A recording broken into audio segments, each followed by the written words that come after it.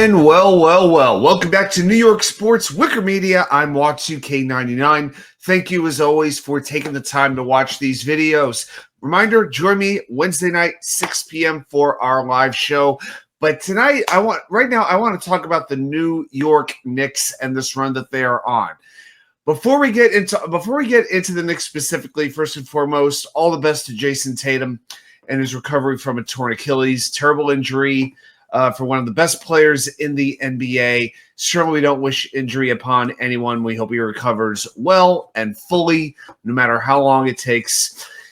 Although I will say this, it is very convenient, and this is going to kind of get into the topic of what I want to talk about on this Knicks run.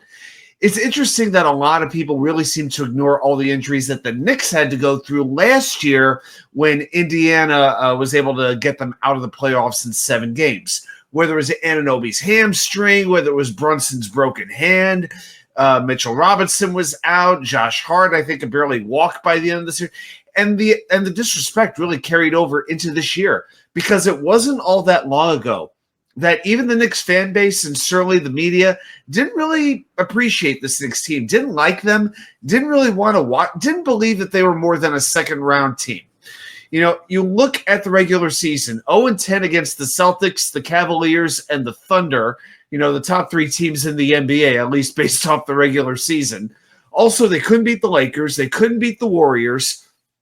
And I remember other moments in this regular season. You remember Trae Young rolling the dice on the Knicks logo in MSG as part of that just ridiculous, meaningless NBA Cup? Remember that? Malik Beasley shimmying throughout MSG. You know, people said there was no real signature win that the Knicks had. Their defense very inconsistent, no depth. They didn't have a bench, no mental toughness, no resilience. And our favorite word of all, they said the Knicks were soft. And, of course, you had the anti-Tom Thibodeau people screaming all year long that he needed to be fired, that he couldn't coach these players up.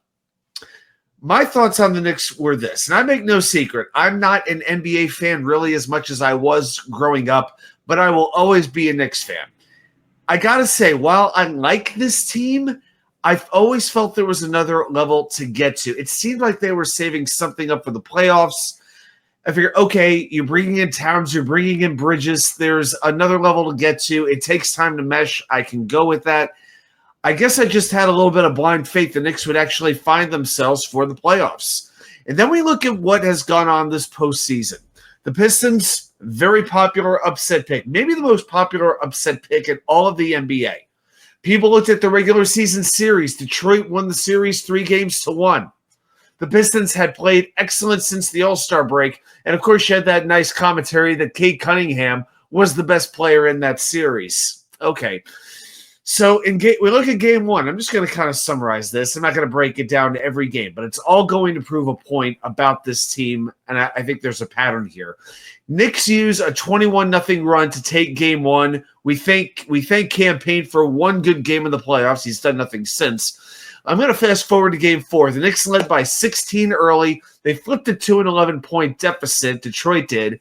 And the Knicks managed to take that game thanks to Jalenbrunson and karlanthonytowns. When they lost Game 5 at home, I was livid. And this is what really set me off. I looked at other teams. I looked at Boston finishing off Orlando in 5. Indiana with an amazing win to eliminate Milwaukee in 5. Cleveland sweeping Miami like they were a high school team. Oh, my gosh. And the Knicks couldn't close out a series at home against Detroit. The Knicks haven't closed out a series at home since 1999 as of this recording. And I questioned their killer instinct. That was what worried me because the best teams, when they have an opportunity to close a team out, they do it. And I felt at that point, even if they beat Detroit, I didn't doubt they would ever doubt they would lose the series. I always thought they would win it.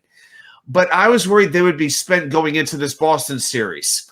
So what happens in Game 6? They blow 2 double-digit leads in Game 6. They're down 7 with 2 minutes and 30 seconds to go. They're staring at a Game 7 in the face, only for Jalen Brunson to become Mariano Rivera, Michael Jordan, Joe Montana, and Mark Messier combined. And he wills his team to the second round in 6 games. That game-winning 3, 4 seconds to go, blows the kiss to the Motor City crowd that taunted him nonstop with the flopper chant. and he gets them through. He gets them through. And now we know what's happening against Boston. It's a series where nobody in the world thought they'd win. I'm pretty sure even Walt Frazier went to Vegas and took the Celtics. I'm pretty sure of it. Even me, I thought the Knicks would give them a fight, but I still picked Boston in 6. And we know what happened. First 2 games in Boston. Knicks overcome 20-point deficits on 2 different occasions. And then, so after those 2 amazing wins, people are like, well, Boston really gave it away, and this wasn't, the Knicks didn't really prove it. They just took advantage of a Boston team that just didn't know what they were doing. So then you go to all these media outlets, whether it's ESPN, Bleacher Report, the NBA TV experts, even former WFAN hosts who claim to be Knicks fans. They said Game 3 was a must-win for the Knicks. You got to put the foot on the throat. If you let the defending champions get a game, they're right back in it, and you may not be able to stop them. Whoever won Game 3 won the series. That was the bottom line we were getting. Well, in Game 3, Boston embarrassed the Knicks for 48 minutes, and a lot of Knicks fans, including me, were very shaken. Now, my whole thought was just win 1 or 2 at the Garden. Boston is a fantastic road team. You cannot let the series get to 2-2. You need the 3-1 lead. So I wasn't too freaked out, but it was like, okay, they've got to find themselves and quickly. So Game 4 starts, and Boston, again, didn't miss early. Jason Tatum, Derek White combined for 29 points in the first quarter, and it looked like the Celtics just found their game. Looks like they were just on. No matter what coverage the Knicks were throwing at them, they were overcoming it. And even Dan Shaughnessy, a very well-known writer in Boston who, I got to tell you, I respect, but he is known from having some bad takes. 5 minutes into the game, this guy tweets there was 0 chance of Boston losing. Oh, my God. And then Boston goes up by 14 in the third quarter after just a terrible turnover by Towns that led to an easy 3 for Derek White. It's just like, what? I was really frustrated at that point. And the Knicks found their way back in it again. Again, they showed their toughness. They showed their resiliency. That was what we really had to question more than anything. Not the talent, but the mental toughness. And they showed it again, as they have so many times in these playoffs, overcoming deficits, overcoming mistakes. And that's what I really respect. So Brunson had taken only 8 shots in the first half, 18 points in the third quarter alone. And the Knicks wound up taking a lead going into the fourth quarter. And then you look at the opposite. Kristaps Porzingis, 6 years removed from publicly begging his way out of New York, that just terrible exit during the dark days of the Garden. And then Porzingis misses 2 free throws with 4:47 left. Might have been the final momentum swing. And even the biggest Celtic defenders, and I listened to the radio, I listened to the TV broadcast, I wanted to get the enemy's side, okay? Even they, as sick as they were, had to admit the Knicks earned this win, and it was no fluke. Jalenbrunson, 39 points, 12 assists.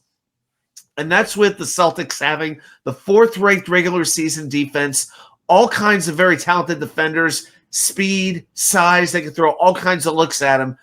And Brunson still overcomes it.